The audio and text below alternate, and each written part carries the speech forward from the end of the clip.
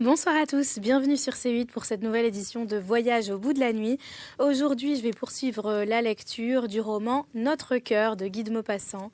C'est son 6e et dernier roman. Ce livre raconte en fait l'histoire d'une femme du monde, froide et sans cœur, certainement lesbienne d'après Maupassant. Et ce genre de femme, voilà, qu'il a connue, qu'il a beaucoup connue à Paris et dont il dépeint le portrait dans ce livre et il se confie beaucoup plus que dans ses précédents romans, dans celui-ci. Et voilà, je vais poursuivre cette lecture. J'en étais à la première partie et je vais commencer le chapitre 3. Et voilà, n'hésitez pas à réagir sur les réseaux sociaux avec le hashtag VBN. Merci. Chapitre 3. Il était torturé car il l'aimait. Différent des amoureux vulgaires, pour qui la femme élue par le cœur apparaît dans une auréole de perfection. Il s'était attaché à elle en la regardant avec des yeux clairvoyants de mâle soupçonneux et défiant qui n'a jamais été tout à fait capturé. Son esprit inquiet, pénétrant et paresseux, toujours sur la défensive dans la vie, l'avait préservé des passions. Quelques intrigues de courtes liaisons mortes dans l'ennui et des amours payés, rompus par dégoût, rien de plus dans l'histoire de son âme. Il considérait les femmes comme un objet d'utilité pour ceux qui veulent une maison, bien tenue, et des enfants, comme un objet d'agrément relatif pour ceux qui cherchent des passe-temps d'amour. En entrant chez Madame de Burn, il avait été prévenu contre elle par toutes les confidences de ses amis. Ce qu'il en savait l'intéressait, l'intriguait, lui plaisait, mais lui répugnait un peu. Il n'aimait pas, en principe, ces joueurs qui ne payent jamais. Après les premières entrevues, il l'avait jugée fort amusante et animée d'un charme spécial et contagieux. La beauté naturelle et savante de cette svelte, fine et blonde personne qui semblait en même temps grasse et fluette, armée de beaux bras faits pour attirer et pour enlacer, pour étreindre, et de jambes devinées longues et minces, faites pour fuir, comme celles des gazelles, avec des pieds si petits qu'ils ne devaient pas laisser de traces, lui paraissait être une espèce de symbole de vaine espérance. De plus, il avait goûté dans ses entretiens avec elle un plaisir qu'il croyait introuvable dans une conversation mondaine. Douée d'un esprit plein de verve familière, imprévue et gouailleuse, et d'une caressante ironie, elle se laissait aller pourtant être séduire quelquefois par des influences sentimentales, intellectuelles ou plastiques, comme si au fond de sa gaieté moqueuse traînait encore l'ombre séculaire de la tendresse poétique des aïeuls, et cela la rendait exquise. Elle le choyait, désireuse de le conquérir comme les autres, et il venait chez elle aussi souvent qu'il y pouvait venir, attiré par le grandissant besoin de la voir de plus en plus. C'était comme une force, émanée d'elle qu'il prenait, une force de charme, de regard, de sourire, de paroles irrésistibles, bien qu'il sortît souvent de chez elle irrité de ce qu'elle avait fait ou de ce qu'elle avait dit. Puis il se sentait envahi par cet inexprimable fluide dont une femme nous pénètre et nous asservit. Plus il la devinait, la comprenait et souffrait de sa nature, qu'il désirait ardemment différente. Mais ce qu'il réprouvait en elle l'avait assurément séduit et dompté, malgré lui, en dépit de sa raison, plus peut-être que ses vraies qualités. Sa coquetterie dont elle jouait ouvertement, comme d'un éventail, qu'elle déployait ou repliait à la face de tous, suivant les hommes qui lui plaisaient et lui parlaient, sa façon de ne rien prendre au sérieux et qu'il trouvait drôle dans les premiers temps et menaçante à présent, son désir constant de distraction, de renouveau, qu'elle portait insatiable dans son cœur toujours lassé.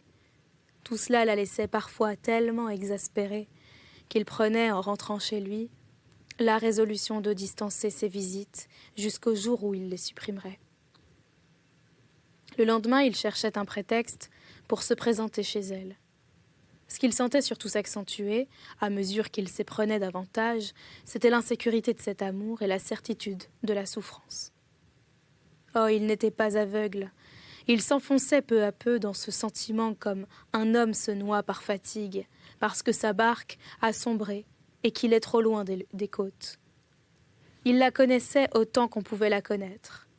La prescience de la passion ayant surexcité sa clairvoyance, et il ne pouvait plus s'empêcher de penser à elle, indéfiniment. Avec une obstination infatigable, il cherchait toujours à l'analyser, à éclairer ce fond obscur d'âme féminine, cet incompréhensible mélange d'intelligence gaie et de désenchantement, de raison et d'enfantillage, d'affectueuse apparence et de mobilité. Tous ces contradictoires penchants réunis et coordonnés pour former un être anormal, séducteur et déroutant. Mais pourquoi le séduisait-elle ainsi ?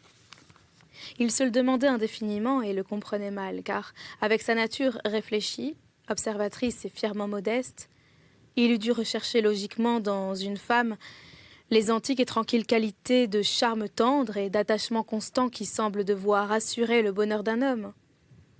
Mais il rencontrait en celle-là quelque chose d'inattendu, une sorte de primeur de la race humaine excitante par sa nouveauté, une de ces créatures qui sont le commencement d'une génération, qui ne ressemblent pas à ce qu'on a connu, et qui répandent autour d'elle, même par leurs imperfections, l'attrait redoutable d'un éveil. Après les rêveuses, passionnées et romanesques de la Restauration, étaient venues les joyeuses de l'époque impériale, convaincues de la réalité du plaisir. Puis voilà qu'apparaissait une transformation nouvelle de cet éternel féminin, un être raffiné, de sensibilité indécise, d'âme inquiète, agitée, irrésolue, qui semblait avoir passé déjà par tous les narcotiques dont on apaise et dont on affole les nerfs, par le chloroforme qui assomme, par l'éther et par la morphine qui fouaille le rêve, éteignent les sens et endorment les émotions. Il goûtait en elle la saveur d'une créature factice, façonnée et entraînée pour charmer. C'était un objet de luxe rare, attrayant, exquis et délicat, sur qui s'arrêtaient les yeux, devant qui battait le cœur et s'agitait le désir. Ainsi que vient l'appétit devant les nourritures fines et dont une vitre vous sépare, préparée et montrée pour exciter la faim. Quand il fut bien convaincu qu'il descendait la pente d'un abîme, il se mit à réfléchir avec terreur au danger de son entraînement. Qu'adviendrait-il de lui ? Que ferait-elle ? Elle ferait assurément ce qu'elle avait dû faire avec tout le monde.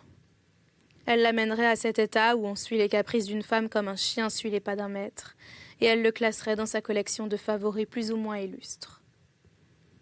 Mais avait-elle en effet joué ce jeu avec tous les autres ?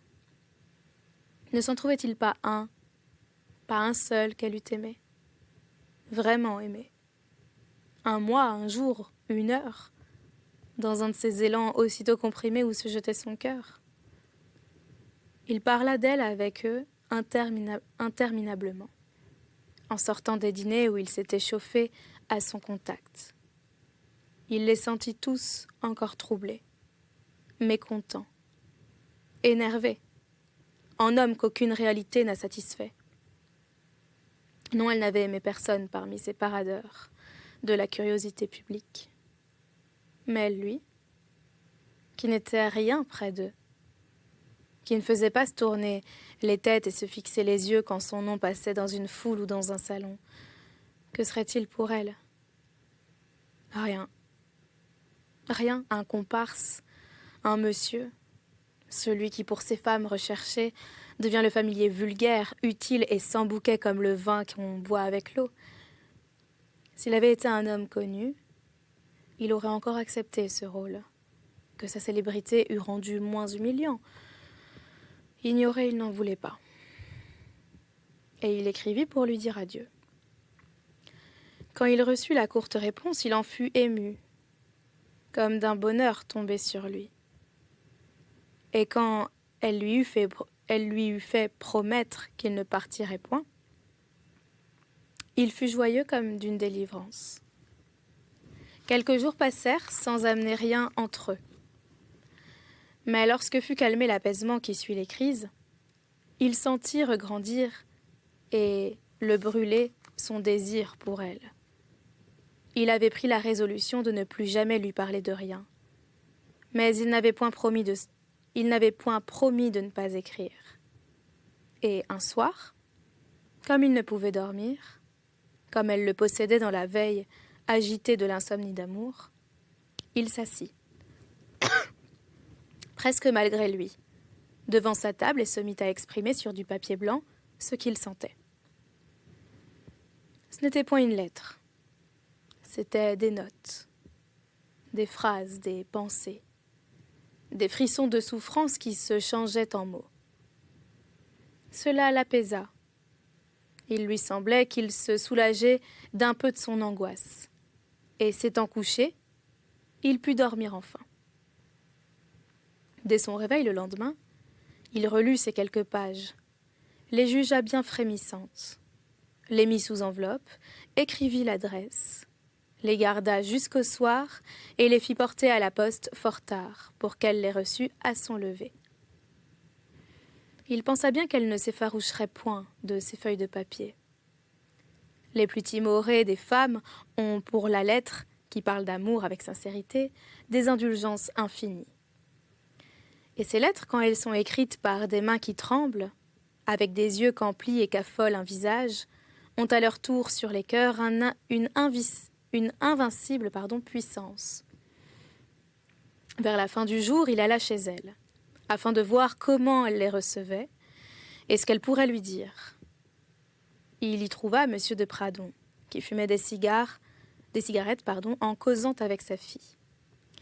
Il passait ainsi souvent des heures entières auprès d'elle, car il semblait la traiter plutôt en homme qu'en père. Elle avait mis dans leur rapport et dans leur affection une nuance de l'hommage d'amour qu'elle se rendait à elle-même et qu'elle exigeait de tous. Quand elle vit arriver Mariole, sa figure eut un éclair de plaisir. Sa main fut tendue avec vivacité. Son sourire disait « Vous me plaisez beaucoup ». Mariole espérait que le père s'en irait bientôt. Mais M. de Pradon ne s'en alla point. Bien qu'il connût sa fille et qu'il eût depuis longtemps perdu tout soupçon sur elle, tant il la croyait insexuelle, il surveillait toujours avec une attention curieuse, inquiète, un peu maritale. Il voulait apprendre ce que ce nouvel ami pouvait bien avoir de chances de succès durable, ce qu'il était, ce qu'il valait. Serait-il un simple passant comme tant d'autres, ou bien un membre du cercle ordinaire ? Donc il s'installa, et Mariole comprit aussitôt qu'on ne le pourrait point déloger. Il en prit son parti et se décida même à le séduire, s'il le pouvait, estimant qu'une bienveillance, ou du moins une neutralité, vaudrait toujours mieux qu'une hostilité. Il fit des frais, fuguait, amusa sans aucune pause, sans aucune pause, de soupirant. Elle songeait, contente, il n'est pas bête et joue bien la comédie. Et M. de Pradon pensait, voilà un aimable homme à qui ma fille ne paraît pas tourner la tête comme à tous les autres imbéciles. Quand Mariole jugea le moment venu de s'en aller, il les laissa tous deux charmés par lui. Mais il sortait de cette maison avec de la détresse dans l'esprit. Auprès de cette femme, il souffrait déjà de l'emprisonnement où elle le tenait, sentant qu'il frapperait en vain sur ce cœur, comme un homme enfermé frappe du poing une porte de fer. Possédé, il en était sûr, et ne cherchait plus à se délivrer d'elle. Alors, ne pouvant fuir cette fatalité, il se résolut à être rusé, patient, tenace, dissimulé à la conquérir par l'adresse, par l'hommage dont elle était avide, par l'adoration qui la grisait, par la servitude volontaire à laquelle il se laisserait réduire. Sa lettre avait plu. Il écrivait. Il écrirait. Il écrivit. Presque chaque nuit, en rentrant à l'heure où l'esprit, animé par toutes les agitations du jour, regarde ce qui l'intéresse ou l'émeut dans une sorte de grossissement d'hallucination, Il s'asseyait à sa table, sous sa lampe, et s'exaltait en pensant à elle. Le germe poétique, que laisse mourir en eux, par paresse, tant d'hommes indolents, grandit dans cet entraînement. À force d'écrire les mêmes choses, la même chose, son amour, sous des formes que renouvelait le renouveau quotidien de son désir, il enfiévra son ardeur dans cette besogne de tendresse littéraire. Il cherchait tout le long des jours et trouvait pour elle ces expressions irrésistibles que l'émotion surexcitée fait jaillir du cerveau comme des étincelles. Il soufflait ainsi sur le feu de son propre cœur et l'allumait en incendie, car les lettres d'amour vraiment passionnées sont souvent plus dangereuses pour celui qui les écrit que pour celle qui les reçoit. À force de s'entretenir lui-même dans cet état d'effervescence, de chauffer son sang avec des mots et de faire habiter son âme avec une pensée unique, il perdit peu à peu la notion de la réalité sur cette femme. Cessant de la juger telle qu'il l'avait vue d'abord, il ne l'apercevait plus à présent qu'à travers le lyrisme de ses phrases. Et tout ce qu'il lui écrivait chaque nuit devenait dans son cœur autant de vérité. Ce travail quotidien d'idéalisation la lui montrait à peu près telle qu'il l'aurait rêvée. Ses anciennes résistances tombaient d'ailleurs devant l'indéniable affection que lui témoignait Madame de Burn, certes, en ce moment, bien qu'ils ne se fussent rien dit, elle le préférait à tous, et le lui montrait ouvertement. Il pensait donc avec une espèce de folie d'espérance qu'elle finirait peut-être par l'aimer.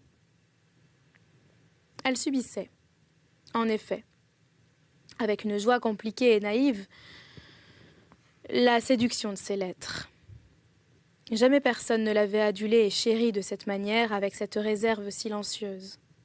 Jamais personne n'avait eu cette idée charmante de faire apporter sur son lit, à chaque réveil, dans le petit plateau d'argent que présentait la femme de chambre, ce déjeuner de sentiments sous une enveloppe de papier. Et ce qu'il y avait de précieux à cela, c'est qu'il n'en parlait jamais, qu'il semblait l'ignorer lui-même, qu'il demeurait dans son salon, le plus froid de ses amis, qu'il ne faisait pas une allusion à toute cette pluie de tendresse dont il la couvrait en secret.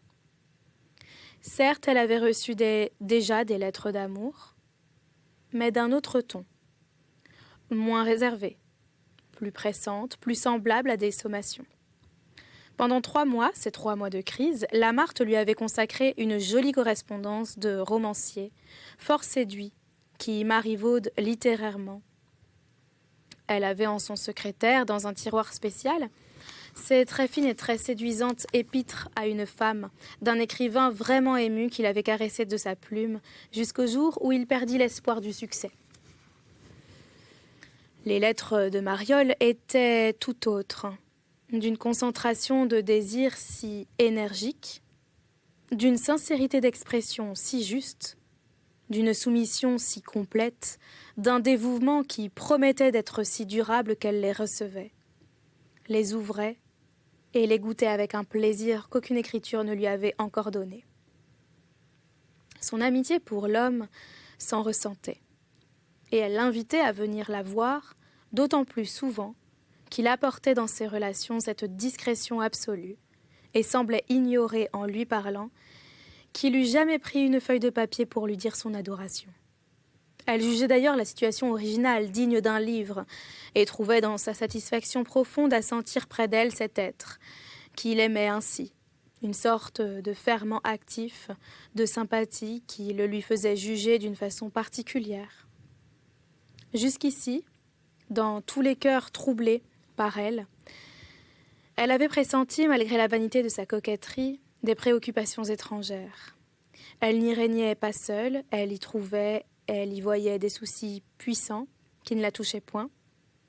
Jalouse de la musique avec Massival, de la littérature avec Lamarthe, et toujours de quelque chose mécontente des demi-succès qu'elle obtenait, impuissante, à tout chasser devant elle dans ces âmes d'hommes ambitieux, d'hommes en renom ou d'artistes pour qui la profession est une maîtresse dont rien ni personne ne peut les Elle en rencontrait un pour la première fois, à qui à qui elle était tout. Elle le lui jurait au moins. Seul le gros Fresnel l'aimait autant assurément, mais c'était le gros Fresnel. Elle devinait que jamais personne n'avait été possédé par elle de cette façon, et sa reconnaissance, égoïste pour le garçon qui lui donnait ce triomphe, prenait des allures de tendresse. Elle avait besoin de lui, maintenant, besoin de sa présence, besoin de son regard, besoin de son asservissement, besoin de cette domesticité d'amour. S'il flattait moins que les autres sa vanité, il flattait davantage ses souveraines exigences qui gouvernent l'âme et la chair des coquettes, son orgueil et son instinct de domination, son instinct féroce de calme femelle. Comme un pays dont on s'empare, elle accapara la vie peu à peu, par une succession de petits envahissements plus nombreux chaque jour. Elle organisait des fêtes, des parties au théâtre, des dîners au restaurant, pour qu'il en fût. Elle le traînait derrière elle avec une satisfaction de conquérante, ne pouvait plus se passer de lui, ou plutôt de l'esclavage auquel il était réduit. Il la suivait, heureux de se sentir ainsi choyé, caressé par ses yeux, par sa voix, par tous ses caprices. Et il ne vivait plus que dans un transport de désir et d'amour, affolant et brûlant comme une fièvre chaude. Et c'est la fin de la première partie de ce livre. Et c'est là que nous allons arrêter cette lecture pour aujourd'hui. J'espère que vous l'avez apprécié. N'hésitez pas à réagir sur les réseaux sociaux avec le hashtag VBN. Et je vous souhaite une très bonne nuit ou une très bonne journée et à bientôt.